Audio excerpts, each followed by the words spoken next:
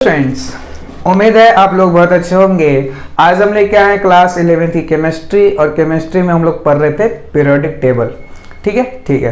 Periodic table का आज है लेक्चर नंबर 17, और आज हम बात करेंगे trend of ionization energy in D block. पिछले लेक्चर में हमने बात किया था trend of ionization energy in s and p block. ठीक है। आई होप आपने वो लेक्चर कंप्लीट कर लिया होगा। ठीक है, तो आज चलिए स्टार्ट करते हैं आज के लेक्चर को। आज का टॉपिक क्या है अपने पास? Trend of ionization energy in D block. किसमें भाई? डी ब्लॉक में। तो देखो, डी ब्लॉक में अपने पास 3D सीरीज आती है, 4D सीरीज आती है, 5D सीरीज आती है, लेकिन जो आपके पेपर में क्वेश्चंस आते हैं वो कहाँ से आते हैं? 3D सीरीज से।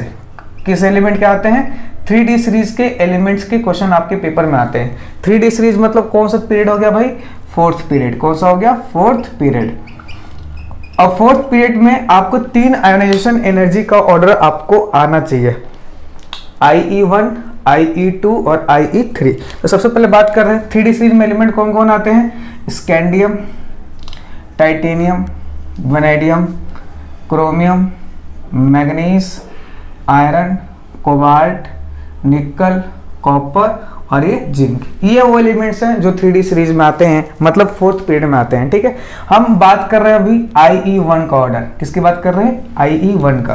ठीक है, IE1 का ऑर्डर का हम बात कर रहे हैं।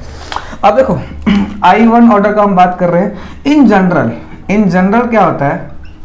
इन जनरली क्या होता है कि जैसे पीरियड है, क्योंकि फोर्थ पीरियड के सारे एलिमेंट्स हैं, तो लेफ्ट से राइट जाते हैं। क्या?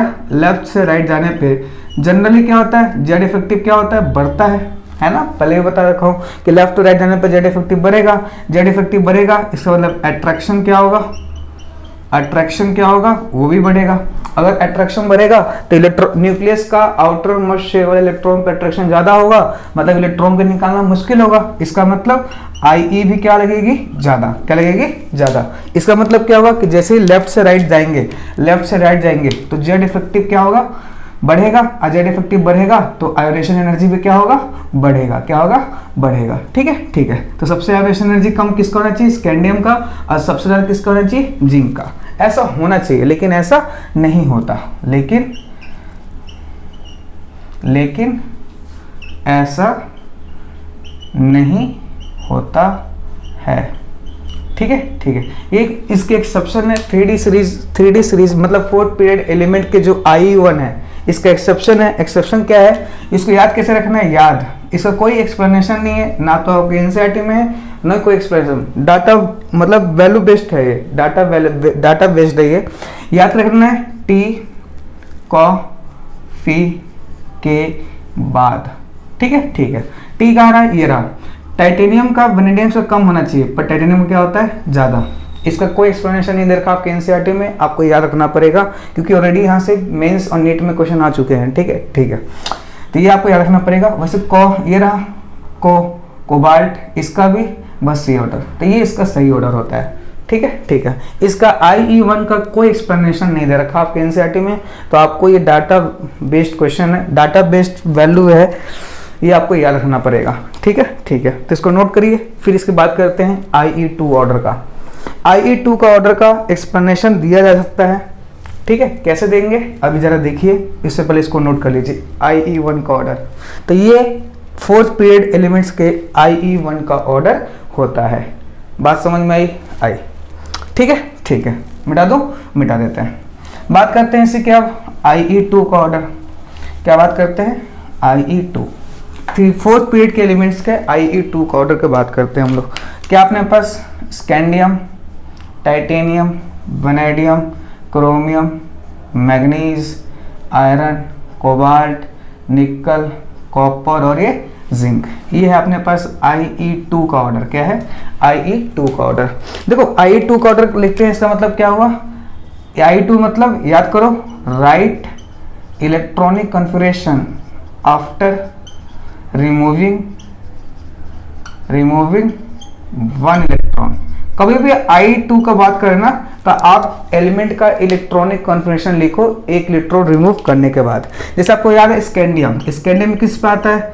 तो आर्गन 4s 2 20 और 3d 1 है ना, है। स्कैंडियम एक इलेक्ट्रॉन निकालोगे तो कहाँ से निकालोगे, यहाँ से निकालोगे, कहाँ से निकालोगे, यहाँ से निकालोगे, है ना। तो यहाँ से एक इलेक्ट्रॉन निकालने के बाद क्या बच जाएगा, 4s1 3d 1। उसी तरह स्कैंडियम के बाद टाइटेनियम 22 पे आता है, तो क्या होगा, आर्गन 4s2 और 3d 2। तो एक इलेक्ट्रॉन यहाँ से निकालो तो क्या बच जाएगा, 4s1 और 3d 2। उसी तरह वैनेडियम का देखो, वैनेडियम का क्या हो जाएगा, आर्गन 4s2 3d 3। एक इलेक्ट्रॉन निकालने के बाद क्या बच जाएगा, 4s1 और 3d क्या बच जाएगा भाई, 3 बच जाएगा।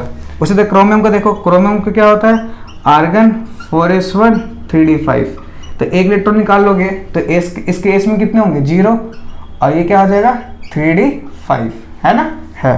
वैसे ही मैग्नीज का देखो, मैग्नीज का क्या होता है, आर्गन 4s2 3d 5। एक इलेक्ट्रॉन निकालोगे तो क्या बच जाएगा, 4s1 और 3d 5। आयरन का देखो, तो आयरन 26 पे आता है, आर्गन 4s2 3d 6। तो इलेक्ट्रॉन यहाँ से निकालोगे ना, आउटर मोस्ट से इलेक्ट्रॉन निकालते हैं, तो एक इलेक्ट्रॉन निकालोगे तो क्या बच जाएगा, 4s1 3d 6। कोबाल्ट का लिखो, कोबाल्ट का क्या होता है, आर्गन एक 27 पे आता है ना, 4s2 3d 7। एक इलेक्ट्रॉन निकालो क्या बच जाएगा, 4s1 और 3d 7। निकल का लिखो, 28 पे आता है, तो ये क्या हो जाएगा, आर्गन 4s2 3d 8। एक इलेक्ट्रॉन निकालने के बाद क्या बच जाएगा, 4s1 और ये 3d 8। वैसे कॉपर का निकालो तो क्या होगा, आर्गन 4s1 3d 10। एक इलेक्ट्रॉन निकालने के बाद इसके s में कितने होंगे, 0, और यहाँ क्या होगा, d 10। जिंक का देखो, जिंक का क्या होगा, 4s2 और ये क्या होगा, 3d 3d, ये कितना आ जाएगा, 3d 10, है ना, है। आ रहा समझ में, आ रहा है। देखो अब Ie2 की बात कर रहे हैं, Ie2 मतलब right electronic configuration after removing 1 electron. तो देखो इन जनरल क्या होता है कि जैसे लेफ्ट से राइट जाते हैं, लेफ्ट से राइट जाते हैं तो क्या होता है, जेड इफेक्टिव बढ़ता है, इसका मतलब अट्रैक्शन बढ़ेगा, इसका मतलब आई भी क्या होगा, बढ़ेगा। तो ये बढ़ना चाहिए, लेफ्ट से राइट जाने पे क्या होना चाहिए, बढ़ना चाहिए। लेकिन लेकिन लेकिन एक जरा बात ध्यान दो, कहाँ, क्रोमियम को देखो, अब इसको देखो, क्रोमियम को देखो और एक पहले क्रोमियम को देख लो। अब एक लिटर देखो, ये क्या है, 3d5। 3d5 क्या है, हाफ फील्ड, क्या है, हाफ फील्ड, क्योंकि इसमें अब ये एक इलेक्ट्रॉन निकालने, Ie2 मतलब दूसरा इलेक्ट्रॉन निकलवाना चाहते हैं हम लोग, ठीक है। Ie2 मतलब हम दूसरा एक इलेक्ट्रॉन निकाल चुके हैं, अब दूसरा निकलवाना चाहते हैं। तो दूसरा निकलवाना चाहते हैं इलेक्ट्रॉन, अगर हम दूसरा इलेक्ट्रॉन निकलवाना चाहते हैं तो हम s में से तो निकाल नहीं सकते। क्यों नहीं निकाल सकते भाई s में से, क्योंकि s में इसके पास 0 इलेक्ट्रॉन है। बस कहाँ से निकालना पड़ेगा हमें, 3d5 से। और 3d5 क्या है, हाफ फील्ड, क्या है, हाफ फील्ड। जबकि मैग्नीज का देखो, ये क्या हाफ फील्ड है, मैग्नीज में इलेक्ट्रॉन कहाँ से निकालोगे, यहाँ से निकालोगे ना, अरे 4s में इलेक्ट्रॉन है तो 4s से निकालोगे। तो क्या ये 4s1 हाफ फील्ड होता है, याद करो, मैंने पिछले लेक्चर में बताया था 4s1 is not half field, not half field. तो ये हाफ फील्ड नहीं होता है, ठीक है, ठीक है। तो ये स्टेबल है, स्टेबल है मतलब हाफ फील्ड है मतलब स्टेबल है, ये स्टेबल नहीं है। तो क्या ये स्टेबल वाला अपनी इलेक्ट्रॉन जल्दी से दे देगा, नहीं देगा ना, बड़ी मुश्किल से देगा, अगर बहुत मुश्किल से इलेक्ट्रॉन देगा, इसलिए इसका आई क्या होता है, ज़्यादा होता है, क्या होता है, ज़्यादा होता है। बात समझ में आई। यही केस सेम टू सेम किस में लगता है, कॉपर में। किस में लगता है, कॉपर में। तो ये कॉपर में, कॉपर का आई भी क्या होता है, ज़्यादा होता है। सेम टू रीजन, इसमें क्या हो जाएगा, फुल फील्ड, इसमें क्या कंसेप्ट लगेगा, हाफ फील्ड। तो Ie2 का जब 3D सीरीज एलिमेंट्स का, 3D सीरीज एलिमेंट्स का जब Ie2 का ऑर्डर बताओगे तो दो जगह एक्सेप्शन आता है, कहाँ, क्रोमियम और कॉपर, ठीक है, ठीक है। आ रहा समझ में, आ रहा है। तो देखो क्रोमियम एक यहाँ पे और एक यहाँ पे, ठीक है, ठीक है। कोई दिक्कत इसमें, कोई दिक्कत नहीं। तो इसको आप एक्सप्लेन कर सकते हो, लेकिन मैं इसका आई का एक्सप्लेनेशन नहीं दे रखा, इसलिए मैंने इसको आपको एक्सप्लेनेशन नहीं दिया, ठीक है, ठीक है। नोट कर लीजिए इसको। अब इसका Ie3 का ऑर्डर पढ़ते हैं, Ie3 का ऑर्डर पढ़ते हैं। कर लिया, अरे कर लिया, कर लिया। नेक्स्ट आओ इसका Ie3 का ऑर्डर पढ़ते हैं हम। Ie3, Ie3, Ie3, ठीक है। एलिमेंट वही है अपने पास, scandium, titanium, vanadium, chromium, manganese, iron, cobalt, nickel, copper और ये जिंक। I3 मतलब क्या करो, right electronic configuration after removing what 2 electrons. कभी भी I3 को बात करें तो 2 इलेक्ट्रॉन निकालने के बाद आप इलेक्ट्रॉनिक कॉन्फ़िगरेशन लिखो। जैसे स्कैंडियम है, स्कैंडियम कितने पे आता है, 21 पे, इसका electronic configuration argon 4s2 3d1 है ना, है। अब I3 की बात कर रहे हैं तो 2 इलेक्ट्रॉन निकाल लो, तो यहाँ से निकालोगे क्या बचेगा इसके पास 3d1। वही टाइटेनियम है, कितने पे आता है भाई 22 पे, आर्गन 4s2 3d2, 2 इलेक्ट्रॉन निकाल दो, क्या बच जाएगा इसके पास 3d2, इसके पास क्या बचेगा 3d3 है ना। उसमें से निकालोगे क्रोमियम से निकालोगे तो क्रोमियम में कितना 4s1 आता है और 3d5 आता है, तो 2 इलेक्ट्रॉन निकालोगे तो क्या बचेगा।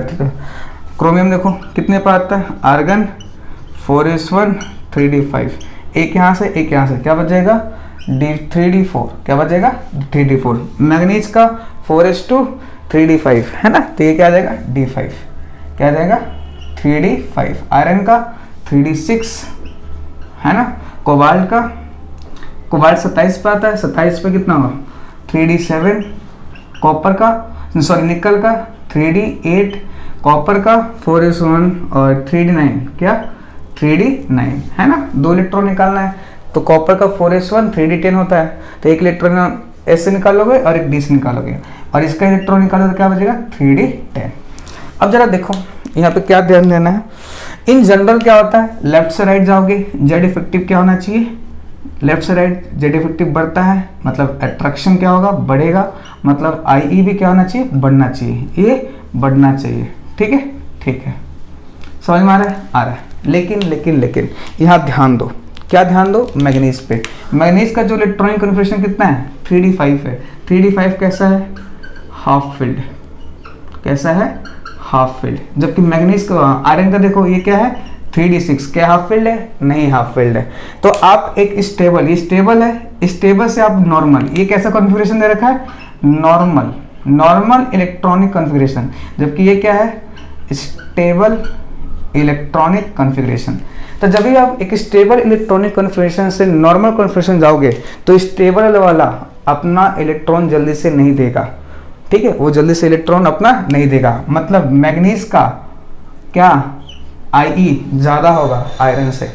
बात समझ में आ रही है, ठीक है, कोई दिक्कत नहीं। अब देखो ये वाला फंडा कहीं और नहीं लग रहा क्योंकि जिंक के बाद कोई और एलिमेंट आता ही नहीं है, ठीक है, तो ये फंडा सिर्फ किस में लगता है मैग्नीज में। तो याद रखना I1 की बात करें तो टी कॉफी के बाद, IE2 की बात करें तो क्रोमियम और कॉपर, और I3 की बात करें तो एक जगह कहाँ आता है मैग्नीज Mn।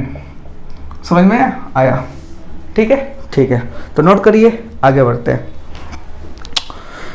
ठीक है, तो ये तो हमने बात किया कि जो डी ब्लॉक के एलिमेंट्स होते हैं, डी ब्लॉक के एलिमेंट्स में जो 3D सीरीज के एलिमेंट्स होते हैं उनका IE1, IE2 और IE3 के आयनेशन एनर्जी का हमने ऑर्डर देखा और उसको याद करने का एक तरीका भी हमने समझ लिया।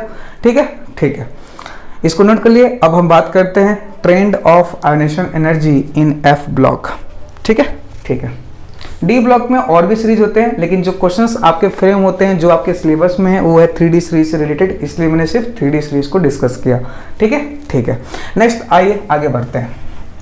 नेक्स्ट है अपने पास अगला topic trend of ionisation energy in F block. क्या F block, in F block.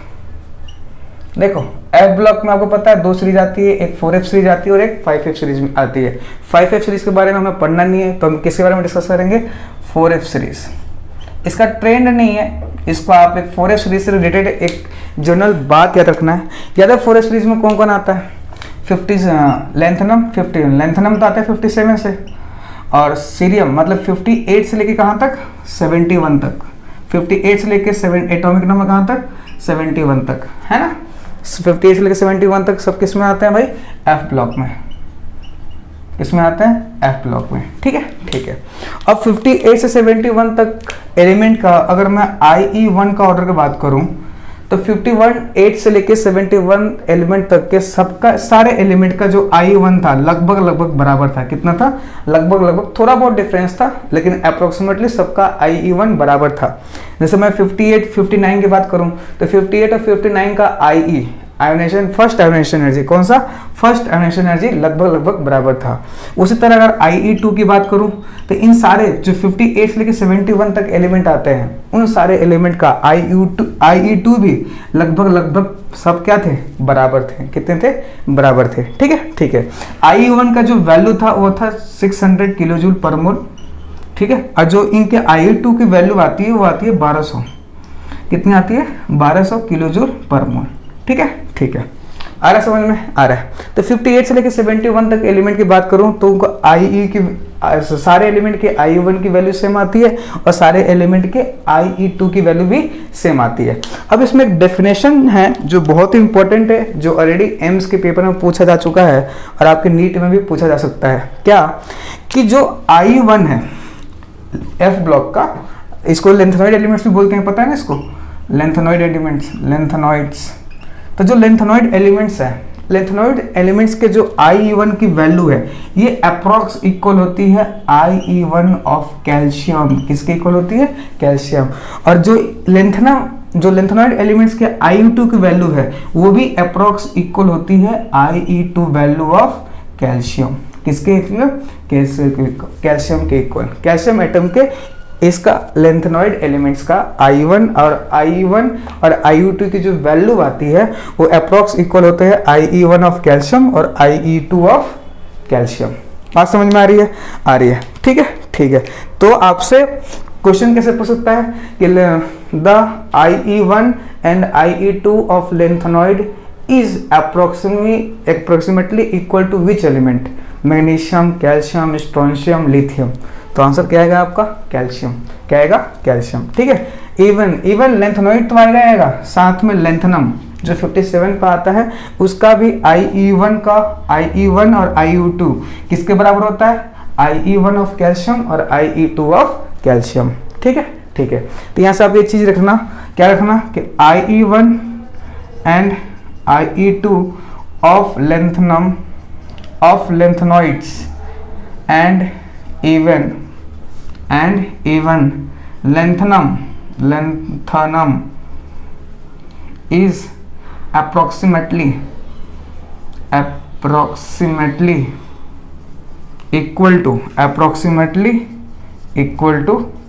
IE1 and IE2 of calcium. बात समझ में आ रही है? आ रही है। तो इसको नोट कर लीजिए, आगे बढ़ते हैं। कोई दिक्कत इसमें? कोई दिक्कत नहीं। तो आपको F ब्लॉक में आपको डेफिनेशन याद रखना है। डेफिनेशन क्या याद रखना है कि 4F सीरीज के जो एलिमेंट्स आते हैं, मतलब जो लेंथेनॉइड एलिमेंट्स होते हैं उनके IE1 और IE2 की जो वैल्यू आती है वो अप्रॉक्स इक्वल होती है IE1 and IE2 of calcium atom के। बस इतना आपको याद रखना है। ठीक है। नोट कर लीजिए, आगे बढ़ते हैं। चलिए अब हम बात करते हैं कुछ इंपॉर्टेंट क्वेश्चंस पे, उनका हम कंपैरिजन करते हैं आयोनेशन एनर्जी का ऑर्डर। ठीक है। देखो जैसे मैं आपको शुरू से बताते आ रहा हूँ कि कभी भी आपको क्वेश्चन पेपर में जो क्वेश्चन आएगा या तो सेम पीरियड का आएगा, या तो सेम ग्रुप का आएगा, या दो एडजेसेंट पीरियड के आएंगे, या दो एडजेसेंट ग्रुप के आएंगे, और एक क्वेश्चन बनता है रैंडम क्वेश्चन। क्या बनता है? Random question. तो आप क्वेश्चन को देख लीजिए, अपने हिसाब से इसको करने की कोशिश करिए। ठीक है। सबसे पहला क्वेश्चन है कि बेरिलियम, बोरॉन, नाइट्रोजन, ऑक्सीजन दे रखा है आपको और IE1 का ऑर्डर बताना है। क्या बताना है? IE1 का ऑर्डर। IE1 का ऑर्डर कभी भी बताना हो तो क्या करते हैं? Right electronic configuration without removing electron. बिना इलेक्ट्रॉन के निकाले आप क्या करो? इलेक्ट्रॉनिक कॉन्फ़िगरेशन लिख डालो जब भी आपको IE1 का बताना हो, IE1 का ऑर्डर बताना हो। बेरिलियम है 1s2 2s2, तो क्या आएगा? 2s2। बोरॉन है 1s2 2s2 2p1, है ना? है। नाइट्रोजन है, नाइट्रोजन किस पे आता है? 1s2 2s2 और 2p3, तो 2p3। ऑक्सीजन 1s2 2s2 और 2p4, है ना, 2p4।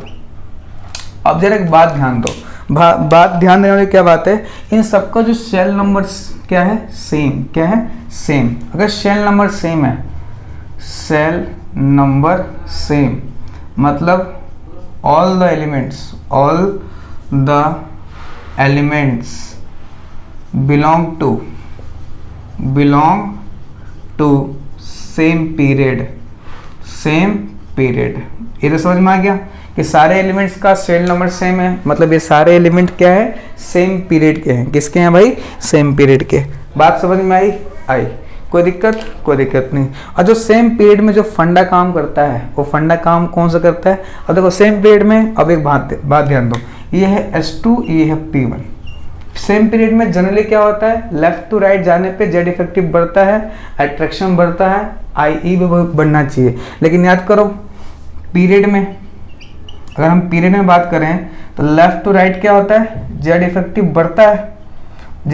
बढ़ता है, इसका मतलब IE भी क्या होना चाहिए, बढ़ना चाहिए। लेकिन याद करो दो जगह एक्सचेंज होता है, क्या होता है, एक्सचेंज। कहाँ, S2 P1, कहाँ S2 P1 और एक P3 P4। तो देखो S2 P1 P3 P4 होना चाहिए इसका ज़्यादा, लेकिन आपको पता है यहाँ पे एक्सचेंज हो जाता है, क्या होता है, एक्सचेंज। तो सही ऑर्डर क्या बनता है, बोरॉन से ज़्यादा किसका होता है, बेरिलियम का। होना चाहिए ऑक्सीजन का, पर होता किसका है, नाइट्रोजन का। किसका होता है, नाइट्रोजन का, मतलब इसको ऑक्सीजन फिर क्या आ जाएगा, नाइट्रोजन। तो ये सही ऑर्डर हुआ इनके IE1 का। कोई दिक्कत इसमें, कोई दिक्कत नहीं, ठीक है। बात समझ में आ रही है? तो इस तरह से हम क्वेश्चंस को अप्रोच करेंगे। पहले देखेंगे कि सेम पीरियड का है कि सेम ग्रुप का है, या दो एडजेसेंट पीरियड या दो एडजेसेंट ग्रुप या रैंडम क्वेश्चन है। हम ऐसे क्वेश्चंस को पहले जज करेंगे, ठीक है। तो इसको नोट करिए, क्वेश्चन नंबर 2 पे डिस्कस करते हैं। कर लिए नोट? अरे कर लिया। ये समझ में है ना, S2 P1 इसका ज़्यादा होना चाहिए पर इसका कम होगा, क्योंकि S2 P1 में एक्सचेंज होता है, तब बोरोन का कम हो गया, इसी तरह बेरिलियम का।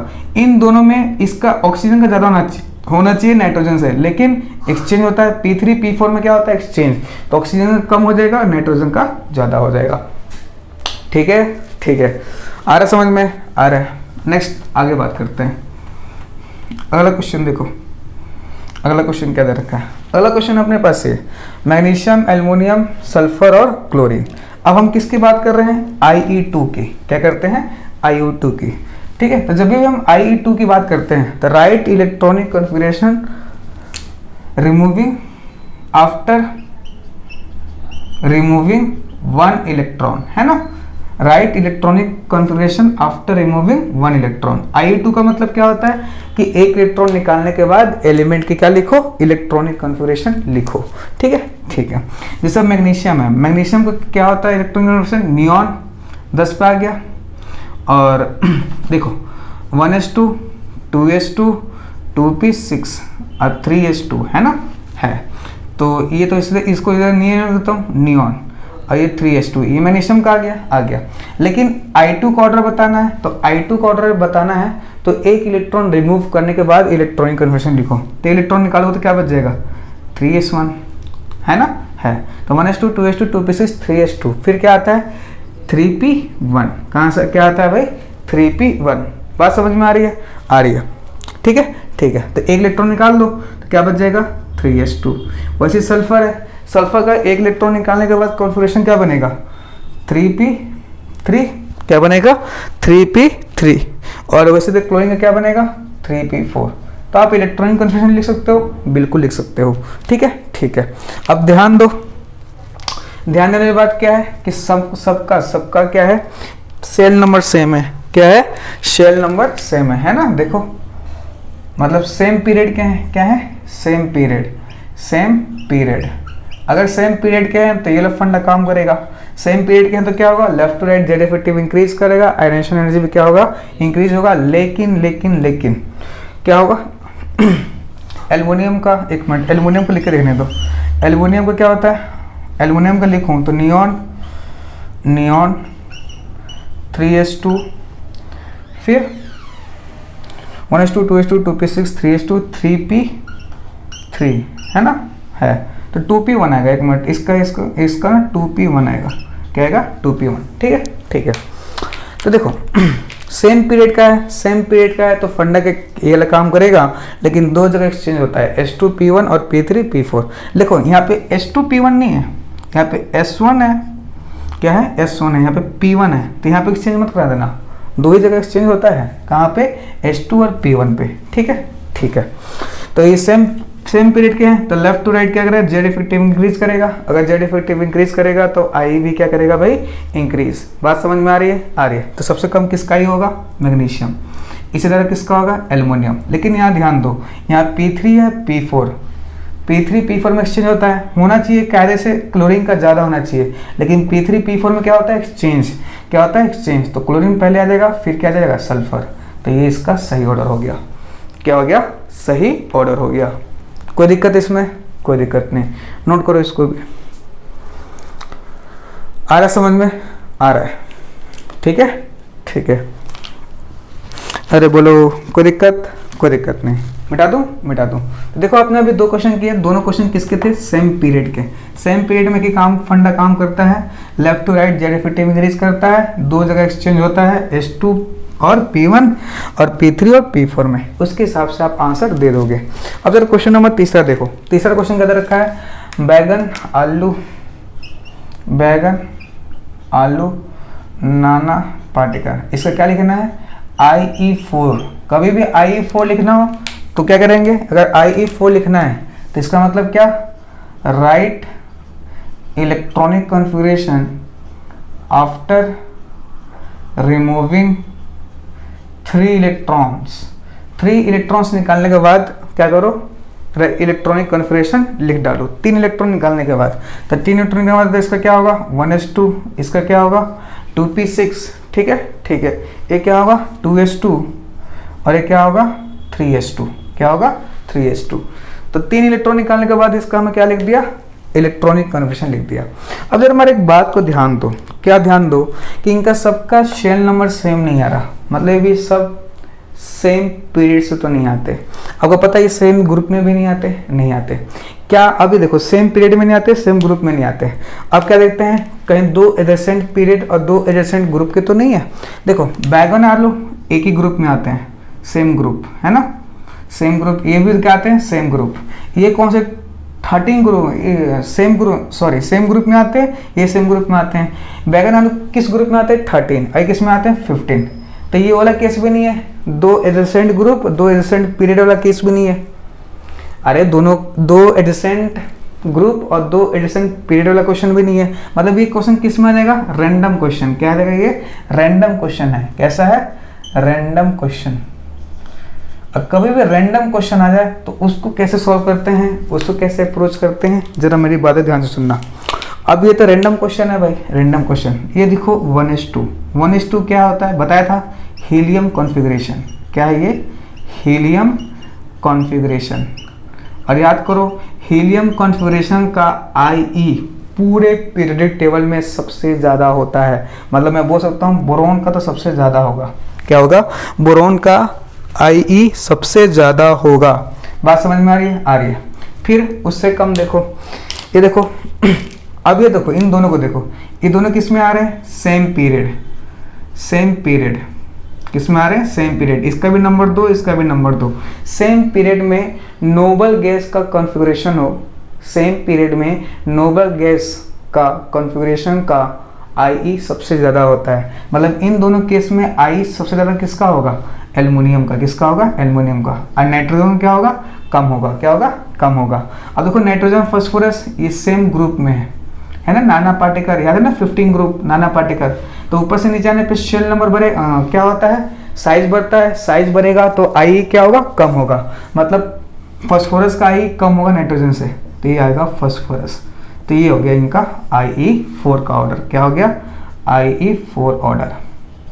सबसे ज़्यादा बोरोन, सबसे कम फास्फोरस। ठीक है, ठीक है, नोट करिए। एक दो क्वेश्चन और देखते हैं। ठीक है, ठीक है। तो कभी भी रैंडम क्वेश्चन आएगा ना, तो पेपर में कुछ ना कुछ हिंट देगा आपको, हो सके हीलियम कॉन्फ़िगरेशन दे दे।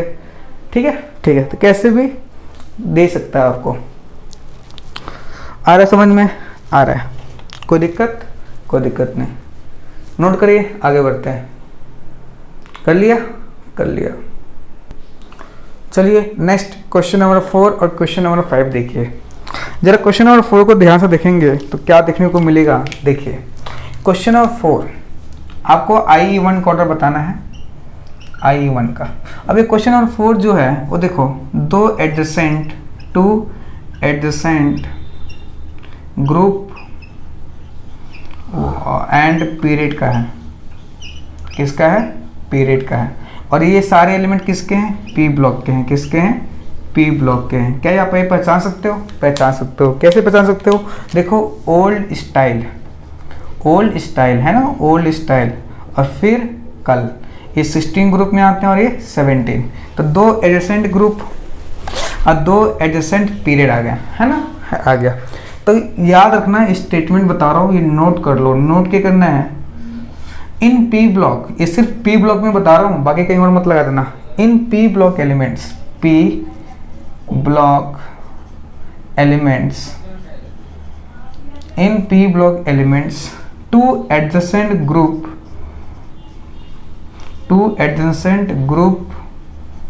और period in P block elements to adjacent group और period then dominating factor is shell number. ये क्या लिखा है? डोमिनेटिंग फैक्टर क्या होगा? शेल नंबर में। कहने का मतलब क्या है कि किस पीरियड में आते हैं? सेकंड। ये किस में आएगा? थर्ड। तो कभी भी दो एडजेसेंट ग्रुप या पीरियड वाले क्वेश्चन आ जाए सिर्फ पी ब्लॉक में, तो देखो ये दो एडजेसेंट ग्रुप हैं और दो एडजेसेंट पीरियड है, तो इसमें डोमिनेटिंग फैक्टर कौन होता है? Shell number. क्या होता है? Shell number. मतलब इन दोनों एलिमेंट का, आपको पता है ऊपर से नीचे आने पे शेल नंबर बढ़ता है, शेल नंबर बढ़ रहा है तो साइज बढ़ेगा, साइज बढ़ेगा तो आई क्या होगा? कम होगा। मतलब इन दोनों एलिमेंट का आई ज़्यादा होगा, इन दो एलिमेंट का आई ज़्यादा होगा इन दोनों से। बात समझ में आ रही है? आ रही है। अब इन दोनों बात करूं तो लेफ्ट टू राइट क्या होता है? अब देखो इसका कॉन्फ़िगरेशन क्या होता है? NH2 और NP4, NH2 NP4, इसका क्या होता है? NH2 NP5, है ना। इसका कॉन्फ़िगरेशन NH2 NP4, इसका NH2 NP5। कोई दिक्कत? कोई दिक्कत नहीं। अब देखो इसका मतलब ये पी ब्लॉक में है, दो एडजेसेंट ग्रुप, दो एडजेसेंट पीरियड वाला क्वेश्चन है, तो डोमिनेटिंग फैक्टर क्या होगा? Shell number.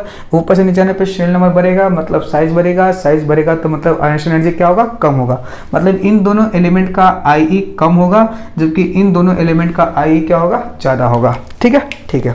अब इन दोनों बात करते हैं, तो left to right Z effective क्या करता है? बढ़ता है, तो आई भी क्या होगा? बढ़ेगा। क्या होगा? आई भी क्या होगा? बढ़ेगा। बात समझ में आ रही है? आ रही है।